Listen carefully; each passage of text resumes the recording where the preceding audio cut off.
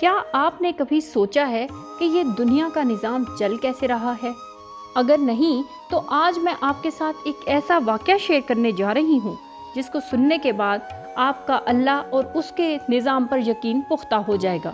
ایک شخص ایک درخت کے نیچے سویا ہوا تھا۔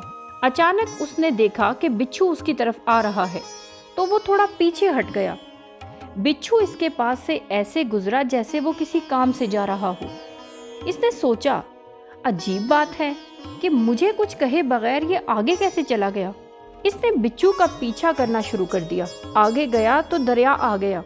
بچھو کنارے کے آگے ایسے کھڑا تھا جیسے کسی کشتی کا انتظار کر رہا ہو۔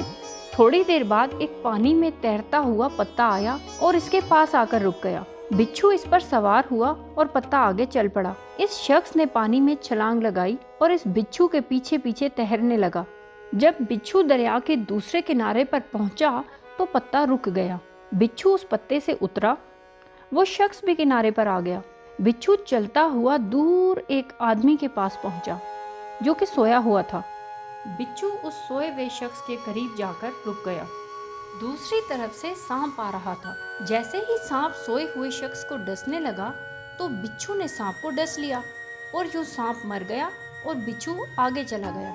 وہ شخص جو بچھو کے پیچھے یہاں تک پہنچا تھا، اس نے سوئے ہوئے آدمی کے پاؤں پکڑ لیے۔ سویا ہوا آدمی جاگ گیا تو اسے کہنے لگا کہ آپ تو بہت بڑے بزرگ ہیں۔ اس شخص نے پوچھا، کیوں، کیا ہوا؟ پھر اس نے اس سے یہ سارا واقعہ سنایا۔ واقعہ سننے کے بعد اس شخص نے کہا، بھائی میں تو یہودی ہوں۔ اس شخص نے یہودی کو چھوڑا اور سر سجدے میں رکھ دیا اور کہنے لگا، اے میرے اللہ، تو ایک بندے کو بچانے کے لیے اتنا بڑا کارخانہ چلاتا ہے۔